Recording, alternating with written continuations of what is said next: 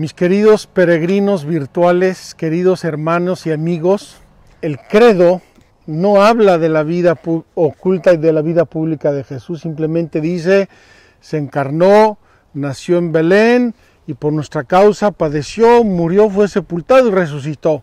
Y se salta el credo prácticamente toda la vida histórica de Jesús. ¿Qué significa esto?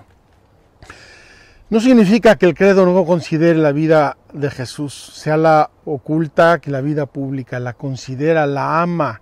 La iglesia cree, se alimenta de la vida pública de Jesús. Es la fuente de inspiración porque Jesús vino, entre otras cosas, para darnos ejemplo de vida y nos lo dio abundantemente. El tema es que todos los misterios de la vida oculta y pública de Jesús, por así decir, están, si me permiten la imagen, están como en un campo magnético. Es una imagen entre el misterio de la encarnación y el nacimiento y el misterio de la pasión, muerte y resurrección de Cristo. Estos dos grandes misterios, pilares que abrazan toda la vida de Cristo, la iluminan, le dan el sentido. Y por eso cuando hablamos de Jesús que subía al monte, cosa que vamos a hacer ahora, no decimos simplemente Jesús de Nazaret que subió al monte como si fuera yo o el Señor de la esquina. Es el Hijo de Dios que se hizo carne, el Señor, el Maestro, Dios, el Mesías. Entonces, eso ilumina desde la encarnación y el nacimiento y iluminará desde la pasión, muerte y resurrección de Cristo. Estamos entrando a un sinfín de misterios, queridos amigos. La vida oculta y pública de Jesús y toda su vida, cada segundo de su vida, fue un segundo salvador, fue un ejemplo, fue algo querido por Dios, fue algo decidido amorosa, libremente, generosamente por Jesucristo para nuestra salvación. Y con esto quiero decirles que también lo que nos refieren los evangelios, que es una minimísima parte de la vida de Jesús, es lo que el Espíritu Santo iluminó a los evangelistas que recogieran para salvarnos. Lo dice el evangelista San Juan, cuando dice, tiene dos expresiones en el capítulo 20 o 21, dice, estas cosas fueron escritas para que creáis que Jesús, es decir, el hijo de José y de María, Jesús, el hombre que caminaba por aquí, Jesús, que Jesús es el Hijo de Dios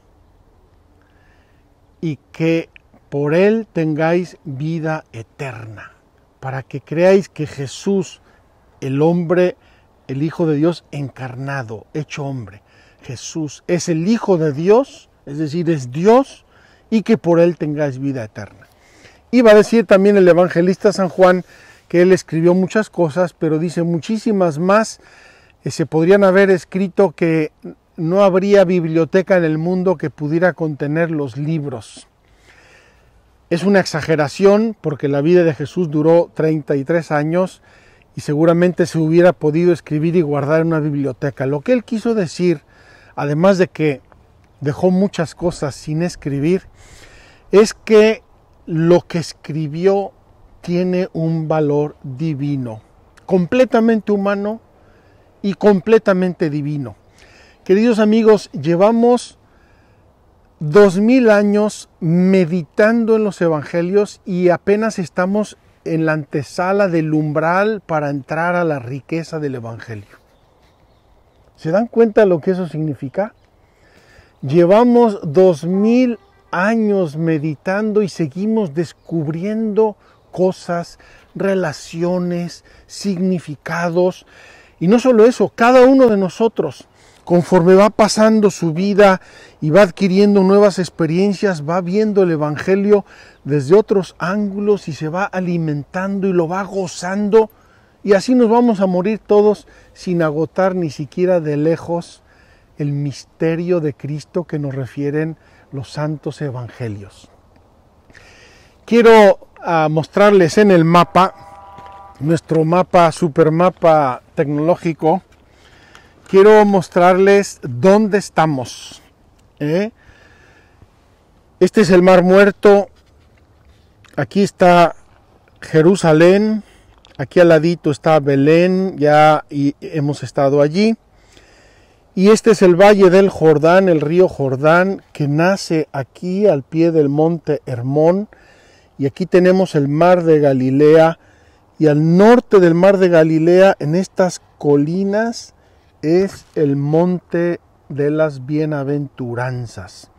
Queridos hermanos, un monte maravilloso donde Jesús proclamó su mensaje, su misterio, el reino de Dios, las bienaventuranzas, la nueva ley.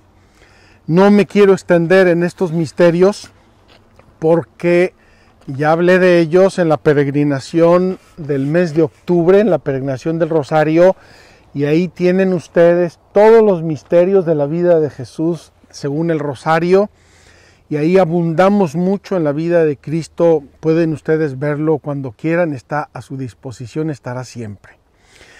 Quiero decir una última cosa en esta breve introducción porque ya tengo ansias de empezar a caminar el monte de las bienaventuranzas y ver el Mar de Galilea. Aunque hoy es un día un poco brumoso, en el camino me decía Paola, padre, es un día medio feo, ¿cómo vamos a grabar así? Y le dije, Paola, así lo vio Jesús, así predicó, así lo caminó y también así lo vamos a ver nosotros.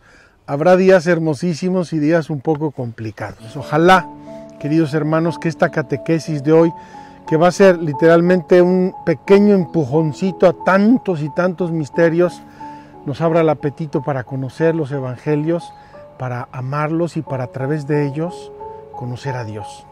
Síganme, no se me pierdan en el camino, vamos a caminar el monte de las bienaventuranzas.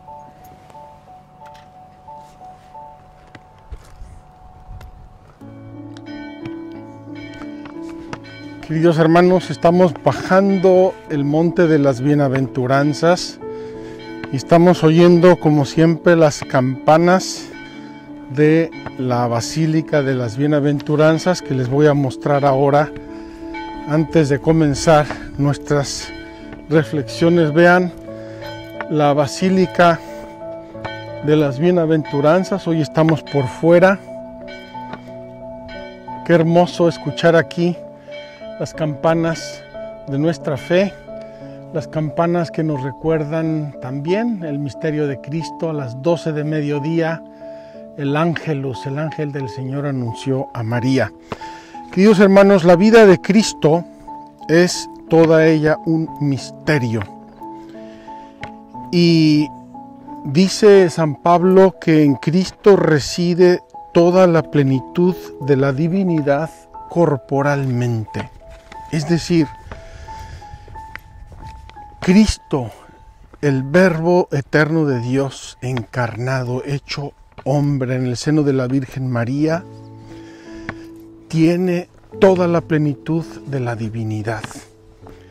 Y esa plenitud de la divinidad no eran lucecitas ni resplandores, sino eran los actos que Jesús hacía cada día con la gente, que Jesús hacía cada día con sus discípulos, con sus apóstoles, con los enfermos. Es impresionante pensar que cada gesto de Jesús era un gesto divino. Por eso les dije antes, tenemos que ver el Evangelio y pensar que no hay una palabra, un gesto, una coma, un punto que no tenga un significado trascendente. La vida de Jesús así es como un sacramento de salvación. Es el sacramento de salvación. ¿Por qué? Porque su humanidad, su tiempo, sus gestos son sensibles, pero de la gracia, del amor, de la divinidad que hay detrás para nuestra salvación. Y todos los misterios de la vida de Jesús, cualquier gesto, cualquier palabra, cualquier sentimiento que expresó Jesús, tienen todos unos rasgos comunes que voy a mencionar simplemente de modo breve. En primer lugar, son revelación del Padre.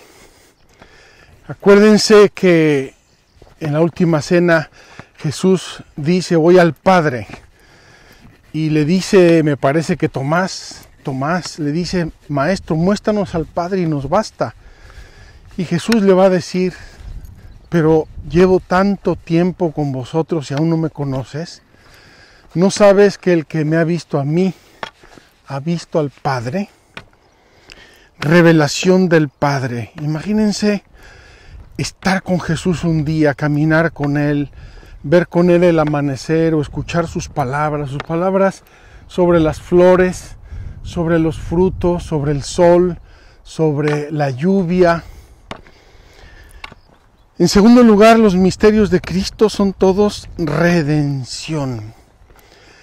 Queridos hermanos, la obra de Cristo como Redentor, esa misión que le encomendó su Padre para redimirnos, para rehacernos, implica todos y cada uno de los momentos de la vida de Cristo. No podemos decir que uno es más importante que el otro. Probablemente para nosotros tenga más significado uno que otro, nos diga más en algún momento de la vida, pero son actos del Hijo eterno de Dios hecho hombre. Y por lo tanto, todos y cada uno son redentores, todos y cada uno nos salvan. Y además son recapitulación, restauración, restablecimiento del plan de Dios. Cuando hablamos de la creación del ser humano, el paraíso, lo que gozaban Adán y Eva en el paraíso, estábamos todos encantados. Qué maravilla estar en el paraíso terrenal, en amistad con Dios, en armonía, sin dolor, sin sufrimiento, sin el fantasma de la muerte. Pues queridos hermanos, la vida de Jesucristo toda entera y sus misterios son recapitulación de lo que el Padre quiso hacer desde el principio con todos y cada uno de nosotros. Por eso dice el credo: por nosotros los hombres y por nuestra salvación. Por nosotros los hombres y por nuestra salvación, es decir, fue la razón que Cristo tuvo para venir al mundo y hacerse hombre solidario con nosotros. Queridos hermanos, imagínense, estoy bajando el monte de las bienaventuranzas, una vereda, un camino que a lo mejor Jesucristo, Hijo de Dios, habrá hecho tantas veces con sus apóstoles y discípulos. ¿Qué sería eso sino estar en el cielo? ¿Qué es estar en el cielo? Estar con Dios, estar en la presencia de Dios. ¿Y quién era Jesucristo? Jesucristo era Dios.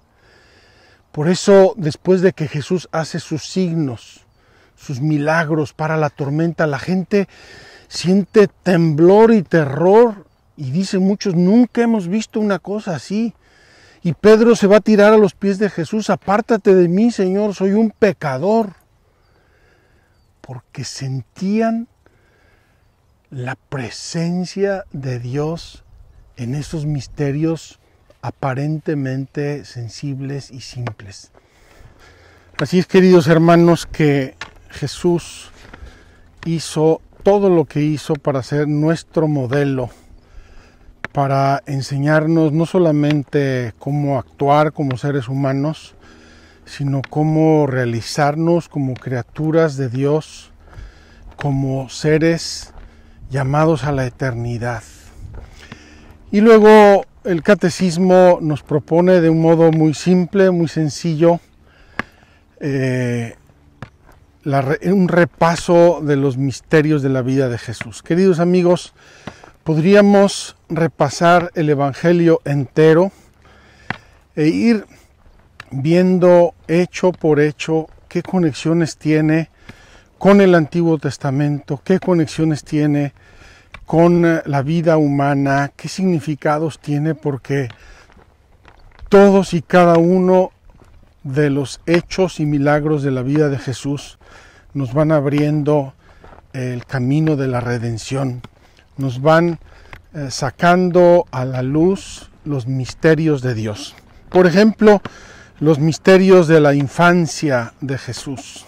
Queridos amigos, desde la antigüedad, Dios Padre va preparando a través de los profetas la venida de Cristo, y encontramos en la Sagrada Escritura tantos elementos que son figuras, tipos de lo que va a vivir Jesús. Por ejemplo, el hecho de que sus padres lo hayan depuesto en el pesebre, envuelto en pañales, nos habla del sudario que va a tener Cristo en su sepultura. Que lo hayan puesto en un pesebre de madera nos habla de la cruz que un día va a llevar al Calvario. El hecho de que Jesús haya sido circuncidado, a los 8 días los llevaron al templo a circuncidar y a ponerle su nombre, nos habla nada más y nada menos de que Jesús es del linaje de Abraham.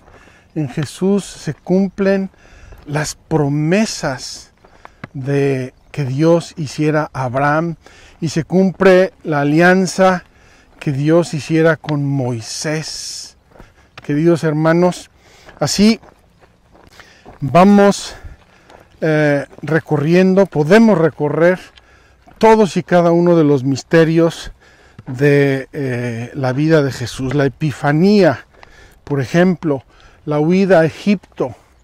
Jesús y su familia se vieron sometidos también a la maldad humana, al mal moral, y por eso tuvieron que huir. Herodes buscaba matarlo.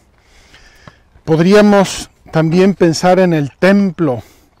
Jesús, que es llevado al templo y es presentado en el templo para cumplir con la ley de Moisés. Y así nos enseña Jesús, y la Sagrada Familia nos enseñan claramente que la obediencia es la salvación. Queridos amigos, y después de los misterios de la vida oculta de Jesús, en los cuales, entre otras cosas, nos enseña a Jesús la importancia de la vida normal, de la vida ordinaria, de la vida en familia, del trabajo. A veces nos parece que soportamos esas cosas en vez de disfrutarlas, de amarlas. Jesús pasó nada más y nada menos que 30 años de vida oculta contra 3 años de vida pública.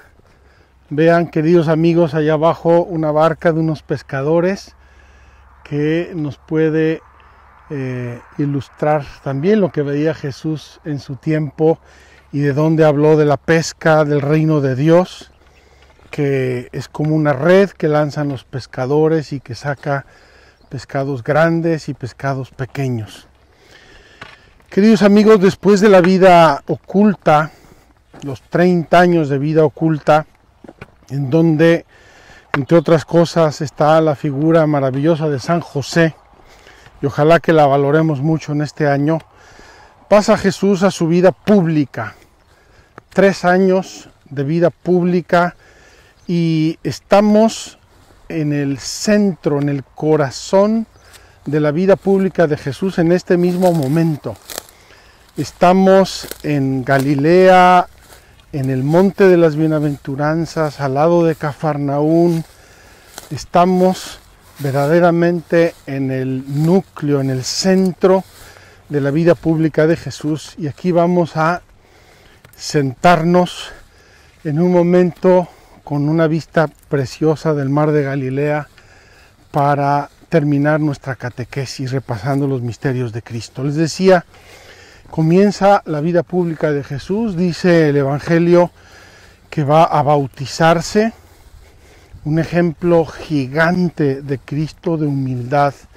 Se pone en la fila con los pecadores y es bautizado como uno más, cuando el mismo Juan Bautista se negaba a bautizarlo porque decía que tenía que ser él, Juan Bautista, bautizado por Jesús. Queridos amigos, estamos aquí en este lugar. Los que hicieron la peregrinación en octubre conmigo probablemente lo recuerden, aunque era el atardecer. Aquí hablamos de la vocación y aquí vamos a terminar nuestra catequesis sobre los misterios de la vida oculta y pública de Jesús. Muy bien, queridos hermanos, ya nos acomodamos aquí en el Monte de las Bienaventuranzas con el mar de Galilea detrás. Quiero recapitular brevísimamente porque veníamos caminando en medio del monte y me faltaba hasta aire. Perdón. La vida de Cristo. El credo nos habla solo de los dos grandes misterios, el inicial y el final, pero todo lo que pasa en medio tiene la iluminación de los dos grandes misterios. El nacimiento milagroso, sacrosanto, por obra del Espíritu Santo, y la pasión, muerte y resurrección de Cristo, que es el culmen de la revelación.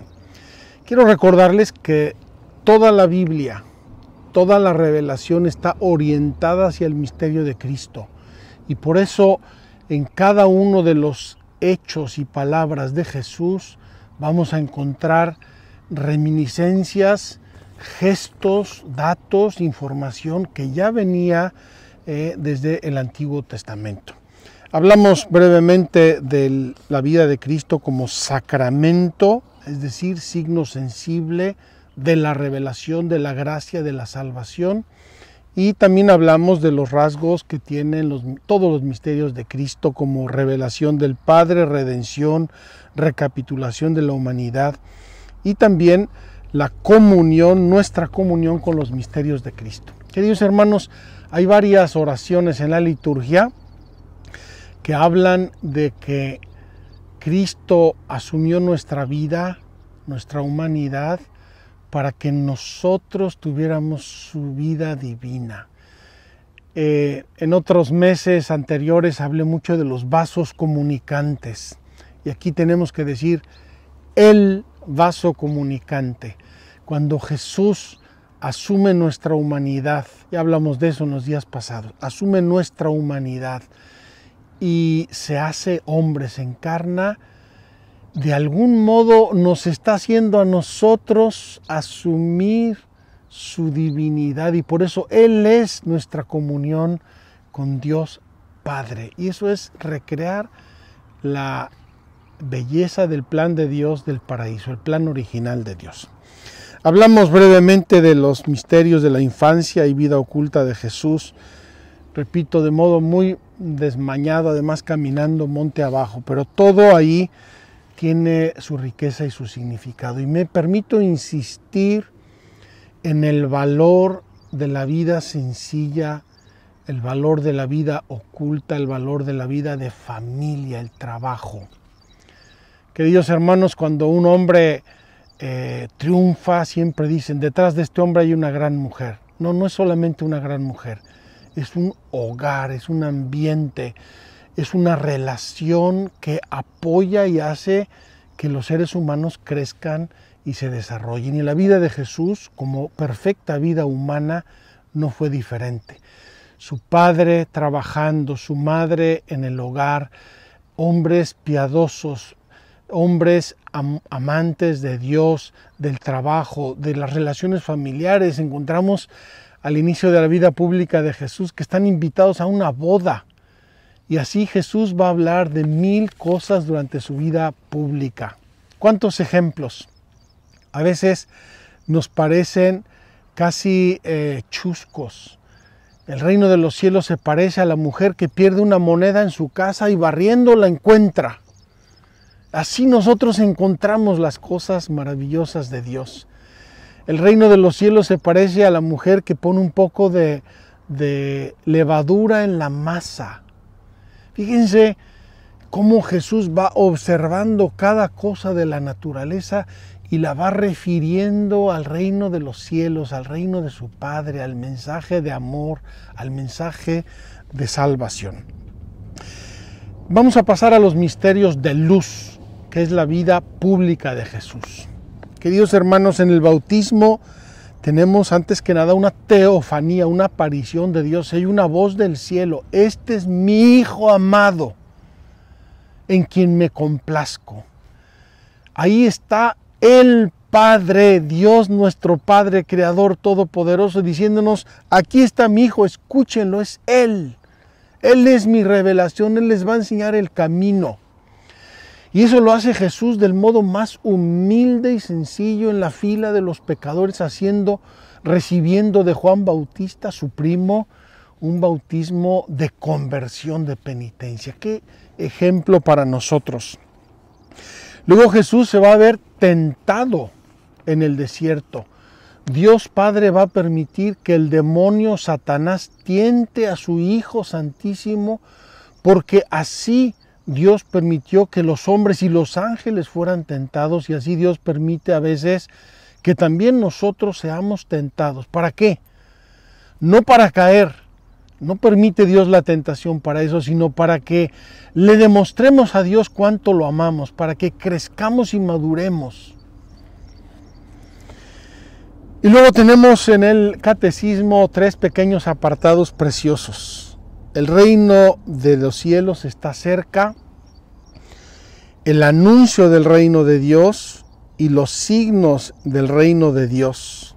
Queridos hermanos, cuando Jesús empezó su predicación aquí a 2 kilómetros de distancia en Cafarnaún, ¿qué dijo? El reino de los cielos está cerca, ya llegó el reino de los cielos. ¿Y qué pasa? Jesús empieza a predicar y empieza a obrar signos, empieza a hacer milagros. ¿Qué son los milagros?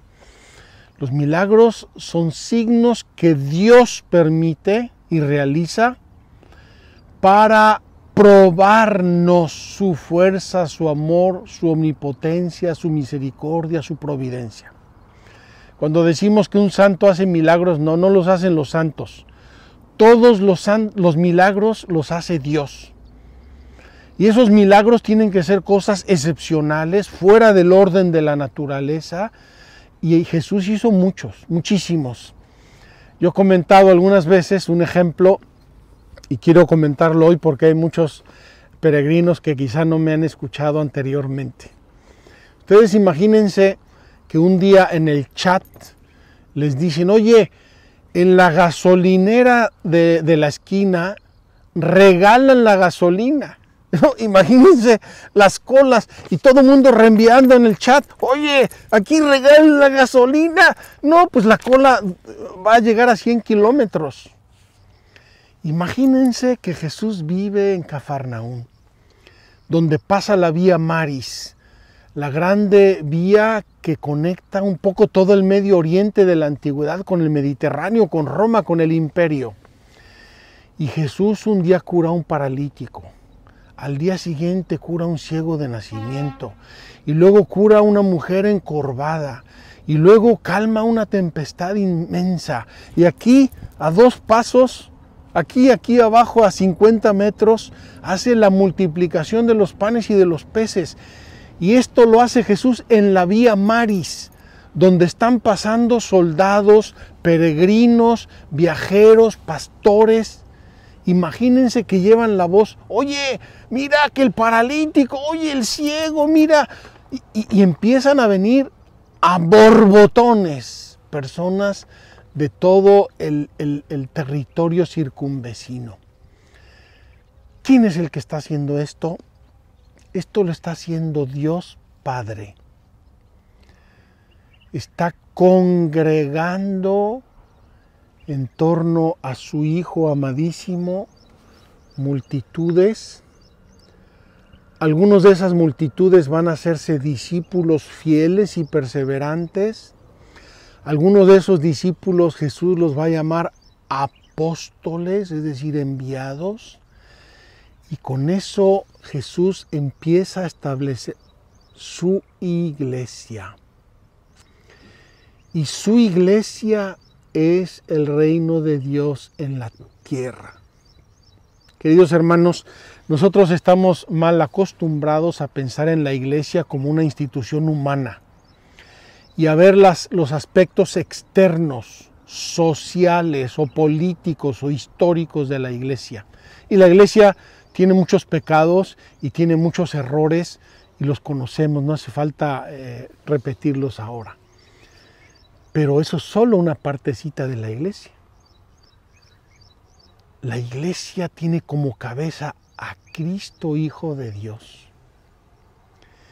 Y la sangre que circula por este cuerpo de la iglesia es la gracia infinita del amor. Y la estructura son los mandamientos del amor de Dios.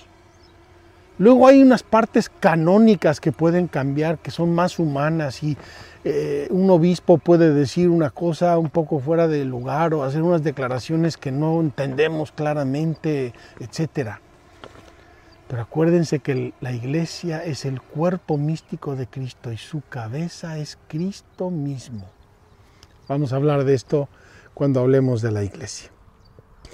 Entonces Dios Padre congrega a los hombres en torno a su Hijo y comienza a nacer. Es el germen y comienzo del reino de Dios.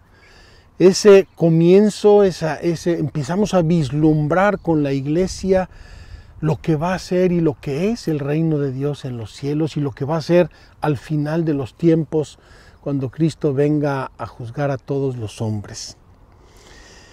El anuncio del reino de los cielos llega a todos los seres humanos, queridos hermanos. Es hermoso ver cómo Jesús llama publicanos, fariseos, gente sencilla, doctores de la ley, hombres y mujeres, niños. Jesús va a abrazar a los niños y les va a decir, si no os hacéis como niños, no entraréis en el reino de los cielos. Dios quiere que seamos sencillos. Es la grande predicación maravillosa del reino de los cielos. Y Jesús va a tener cantidad de parábolas y imágenes, figuras. El reino de los cielos es como un sembrador que sale a sembrar. Parte cae en el camino, parte cae entre espinas, parte se seca y una parte va a dar fruto. Y de ese fruto unos 30, otros 60, otros el 100%. Queridos hermanos, también habla de los pescadores que lanzan la red. El reino de los cielos es como una red que se lanza y de la cual los pescadores van a separar los peces buenos y los malos. Queridos hermanos, también habla el grano de mostaza, del campo, donde el dueño siembra trigo y el enemigo siembra cizaña. Queridos hermanos, el reino de los cielos comienza en este mundo con todas las características y rasgos de nuestro mundo y Dios nuestro Señor lo va perfeccionando, lo va purificando para que un día sea inmaculado y santo, sin arruga, dice la Sagrada Escritura, y santa, sin arruga y santa en el reino de los cielos. El reino de los cielos se presenta entre nosotros, en la persona de Cristo, con muchos signos. Es hermoso cómo los evangelios van a ser frecuentemente una especie de resúmenes de lo que va haciendo Jesús. Dice que un día fue a un pueblo, al día siguiente fue a otro pueblo, luego se subió en la barca y de repente los evangelios nos hacen resúmenes. Jesús recorría Galilea enseñando en sus sinagogas, curando los enfermos, enseñando a las multitudes, expulsando los demonios. Queridos hermanos, qué maravilla, esto es lo que hace todos los días la Santa Iglesia de Dios. Enseña en escuelas, enseña en parroquias, enseña a través de las redes sociales, enseña a través de catequistas, sacerdotes, obispos, ministerios. La Iglesia de Cristo va sanando a los enfermos, con la unción de los enfermos y en tantísimas obras de caridad y de amor, hospitales, dispensarios médicos, sanatorios. Cuántas obras de la Iglesia que no cobra un centavo para hacer llegar medicinas a lugares alejadísimos, difíciles. Ahí está la Iglesia de Cristo, esta anticipación del reino de los cielos, ejerciendo el amor. Cuántas obras de caridad, comedores, cuántos exorcismos, como Jesús expulsaba los demonios, también la Iglesia a través de la confesión. Queridos hermanos, a veces pensamos en la confesión solamente en el perdón de los pecados, pero la confesión es un verdadero exorcismo, desarraiga el mal de nuestro corazón, y la confesión frecuente hace que el demonio no nos toque, no nos moleste, que no nos venza en los momentos de tentación. Por no hablar de los exorcismos propiamente dichos que la Iglesia, a través de los exorcistas, realiza en tantos lugares, con tantas personas, cada día. Lo que Jesús hizo aquí como un laboratorio se ha ido extendiendo a través de la historia y a través de la geografía hasta alcanzar todo el mundo como anticipación y signo del reino de Dios que ya llegó. Les va a decir un día Jesucristo a sus discípulos: el reino de Dios está dentro de vosotros, está dentro de vosotros. Y los apóstoles van a enseñar que el reino de Dios no es cosa de justicia humana, ni de dinero, ni de comida, sino es un reino de paz, de justicia, de amor, de santidad, de gracia. Y así, queridos amigos, Jesús en su vida pública va a comenzar un día un proceso importantísimo que sobre todo el evangelista Lucas nos va a proponer como un grande itinerario, y es el camino de Jesús hacia Jerusalén. No se podría entender la vida de Cristo así simplemente como un mosaico de hechos. Tiene un programa, y en ese programa Jesús va realizando signos y palabras, discursos, hechos, pero también va hacia Jerusalén, es decir, va hacia su Pascua, va hacia su hora. Y muchas veces va a rechazar cosas que parecen anticipar la hora, porque dice Jesús: no ha llegado mi hora. Pero así se encamina hacia Jerusalén, y en ese camino Jesús va a ser un signo grandioso, hermosísimo, que ya contemplamos: la transfiguración del Señor. Queridos amigos, la transfiguración es una anticipación del cielo. Ver a Jesucristo glorioso es una anticipación del cielo. En eso Jesús, con grande amor y piedad, está preparando a sus discípulos para el escándalo de la cruz. Queridos hermanos, en todo este itinerario, si ustedes analizan, Jesús se ha ido identificando con la vida humana. Fue niño recién nacido, dependió en todo de sus padres. Nació pobre para solidarizarse con los pobres. Fue perseguido para solidarizarse con los perseguidos. Fue refugiado para solidarizarse con los refugiados. Trabajó para solidarizarse con los que trabajan. Sufrió para solidarizarse con los que sufren. Sintió dolor y pena. Fue encarcelado para solidarizarse con los encarcelados. Vivió en su familia para solidarizarse con todas las familias.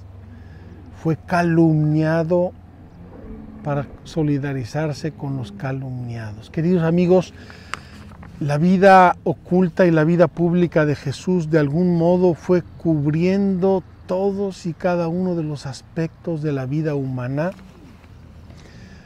para darnos ejemplo de vida, para redimir nuestra vida humana y para que tuviera sentido. Queridos amigos, queridos hermanos, qué maravilla repasar la vida de Jesús. Qué maravilla leer el Evangelio y encontrarnos, todos y cada uno de nosotros, encontrar nuestra vida reflejada completamente en la vida de Cristo, para que nuestra vida sea redimida, rehecha, para que tengamos un camino claro y cierto de salvación, de felicidad. Jesús no vino a abolir muchas cosas humanas, vino a darle sentido y anticipar con ello la redención perfecta, total, que alcanzaremos en el reino de los cielos. Finalmente Jesús entra en Jerusalén y lo aclama la multitud, y los niños, especialmente los niños, lo aclamarán: Hosana, el Hijo de David, Hosana, el Rey de Israel. Queridos hermanos, toda la vida de Jesús va ahora entrando a Jerusalén, nada más y nada menos que para vivir el misterio de su pasión, muerte y resurrección. ¿Cuánto tenemos que acercarnos a este Cristo? ¿Cuánto tenemos que conectar con su vida? ¿Cuánto tenemos que prepararnos para vivirla cada día en la misa? Fíjense que en el santo de la misa, cada día recordamos esta entrada de Jesús en Jerusalén. Bendito el que viene en nombre del Señor. Bendito el que viene en nombre del Señor. Queridos hermanos, al llegar al recuerdo de la pasión de Cristo cada día de modo incruento sobre el altar, en el sacrificio de la misa, estamos recordando ese final de la vida de Jesús y ese llegar a colocarse en el altar de la pasión, muerte y resurrección, de lo cual, si Dios quiere, vamos a hablar en los días próximos. Queridos amigos, para terminar, quiero platicarles una anécdota que me pasó hace muchos años en Italia, en Nápoles. Fui a visitar a una familia bastante normal. Tenían un apellido simpático, Burattino, significa títere. Era su apellido, no sé por qué. Tenían ese apellido, Burattino. Y esta familia, como muchas familias modernas, se había alejado un poco de Dios, de la misa, de los sacramentos. Y yo los visité con un padre que era muy celoso, entonces quería convencerlos de que fueran a misa, de que amaran a Cristo, etcétera, etcétera. Y en la discusión muy amigable y muy cordial, este padre les dijo: bueno, pero ustedes ya leyeron el Evangelio. Bueno, sí, conocemos el Evangelio. No, lo han leído el Evangelio. Y entonces el padre, como viendo que dudaban un poco, le dice: a ver, ¿tienen un Evangelio aquí en su casa? Pues empezaron a mirarse así. Estaba la mamá, el papá, 2 o 3 hijos, no recuerdo, como que se miraron: ¿dónde está el Evangelio? Vamos a quedar mal aquí con el padre. Y eventualmente uno de los chicos se levantó, se fue por ahí, se oía que abría cajones y volvió después de un ratito con un Evangelio así chiquito como este. Y dice: oiga, ¿esto es el Evangelio? Y dije: pues a ver, déjame verlo. Sí, eran los 4 Evangelios, un librito chiquito. Y yo pensé que era un libro más grande. Yo pensé que era un libro más grande. Y empezaron a hojearlo y dije: pues no lo he leído. Queridos amigos, el culmen de la revelación, la salvación, el amor de Dios, la redención, la santificación, todo se cumplió en Cristo. Y eso está recogido en los 4 evangelios y en las cartas apostólicas. Yo les invito a leer el evangelio, a amarlo, a tenerlo cerca. Yo me eduqué con los hermanos de La Salle y los hermanos de La Salle tenían una regla muy linda, a mí me gustaba mucho. Tenían una regla de traer en el bolsillo un librito de los evangelios y tenían un librito todavía más chiquito como este, los 4 evangelios, una edición con una letrita muy chiquita y lo traían en el bolsillo. ¿Para qué? Para que en cada momento que pudieran sacaran el evangelio y leyeran algunas frases, algunos hechos de Jesús y alimentaran su alma con la palabra de Dios, con el evangelio de Jesucristo. Queridos amigos, ojalá que tuviéramos esa regla. Tenemos ahora una regla un poco diferente, que es la de sacar el iPhone y leer jueguitos, memes y muchas veces muchas tonterías y superficialidades. Queridos amigos, vamos a alimentar nuestra alma de amor, de santidad, de ejemplos positivos, de sabiduría con el ejemplo de Cristo, y eso nos va a hacer muy felices y nos va a transformar en muy buenos cristianos. Quiero dejarles aquí unos minutos de reflexión, de contemplación del mar de Galilea. Pídanle a Jesús: Señor, que ame tu evangelio. Señor, que conozca tu evangelio, que te conozca a ti, porque quien te conoce a ti, conoce a Dios Padre, y quien te conoce a ti y a Dios Padre, tiene la vida eterna en su corazón. Que así sea.